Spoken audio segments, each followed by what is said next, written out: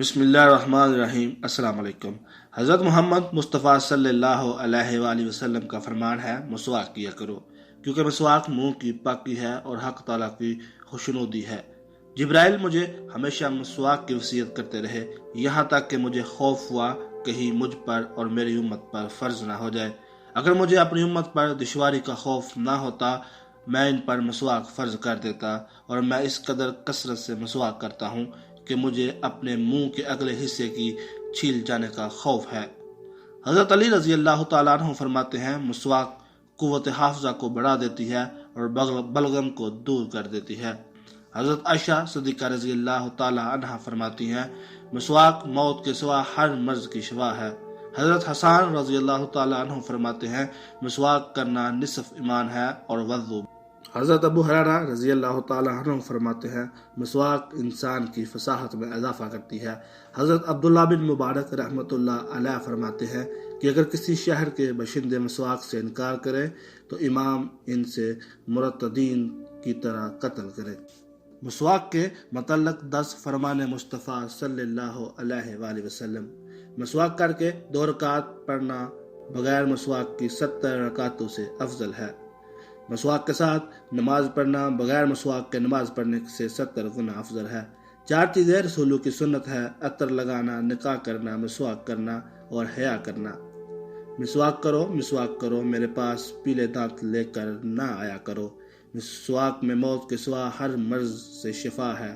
اگر مجھے اپنی امت کی مشقت اور دشواری کا خیال نہ ہوتا تو ان کو ہر وضو کے ساتھ مسواک کا حکم دیتا۔ مسواک کا استعمال اپنے لیے لازم کر لو، کیونکہ اس میں منہ کی صفائی اور رب تعالیٰ کی رضا کا سبب ہے۔ وضو نصف یعنی آدھا ایمان ہے اور مسواک کرنا نصف یعنی آدھا وضو ہے۔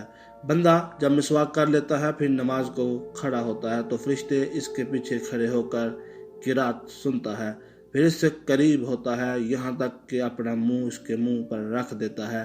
جس شخص نے جمعے کے دن غسل کیا اور مسواک کی خوشبو لگائی، عمدہ کپڑے پہنے اور پھر مسجد میں آیا، لوگوں کی گردنوں کو نہیں پھلانگا بلکہ نماز پڑھی اور امام کے آنے کے بعد یعنی خطبے میں نماز سے فارغ ہونے تک خاموش رہا، اللہ عز و جل اس کے تمام گناہوں کو اسے پورے ہفتے میں ہوئے ہیں معاف فرما دیتا ہے۔ عقل بڑھانے والے اعمال۔ حضرت سیدنا امام شافعی رحمۃ اللہ علیہ فرماتے ہیں، 4 چیزیں عقل بڑھاتی ہیں: فضول باتوں سے پرہیز، مسواک کا استعمال، صلحاء یعنی نیک لوگوں کی صحبت اور اپنے علم پر عمل کرنا۔ سرکار صلی اللہ علیہ وآلہ وسلم کب مسواک فرماتے تھے؟ ہر نماز کے لیے مسواک۔ حضرت سیدنا زید بن خالد فرماتے ہیں، رسول صلی اللہ علیہ وآلہ وسلم اپنے گھر سے کسی بھی نماز کے لیے اس وقت تک باہر تشریف نہ لاتے جب تک مسواک نہ فرما لیتے۔ سونے سے اٹھ کر مسواک کرنا سنت ہے۔ حضرت سیدنا عائشہ رضی اللہ تعالی عنہا سے روایت ہے، سرور کائنات صلی اللہ علیہ وآلہ وسلم کے پاس رات کو وضو کا پانی اور مسواک رکھی جاتی تھی۔ جب آپ صلی اللہ علیہ وآلہ وسلم رات میں اٹھتے تو پہلے قضاء حاجت کرتے، پھر مسواک فرماتے۔ حضرت سیدنا عائشہ رضی اللہ تعالی عنہ سے روایت ہے کہ رسول صلی اللہ علیہ وآلہ وسلم جب بھی رات یا دن میں سو کر بیدار ہوتے تو وضو سے پہلے مسواک فرماتے تھے۔ سو کر اٹھنے کے بعد مسواک کرنا سنتے رسول صلی اللہ علیہ وآلہ وسلم ہے۔ سونے کی حالت میں ہمارے پیٹ سے گندی ہوائیں منہ کی طرف چڑھ جاتی ہیں، جس کی وجہ سے منہ میں بدبو اور ذائقے میں تبدیلی ہو جاتی ہے۔ اس سنت کی برکت سے منہ صاف ہو جاتا ہے۔ حضرت شریح بن ہانی فرماتے ہیں کہ میں نے حضرت عائشہ صدیقہ رضی اللہ تعالی عنہا سے پوچھا، سرکار مدینہ صلی اللہ علیہ وآلہ وسلم جب گھر میں داخل ہوتے تو سب سے پہلے کیا کام کرتے؟ فرمایا، مسواک۔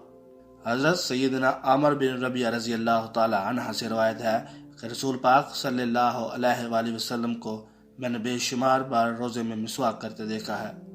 روزے میں مسواک کرنا مکروہ نہیں بلکہ جیسے اور دنوں میں سنت ہے ویسے ہی روزے میں بھی سنت ہے۔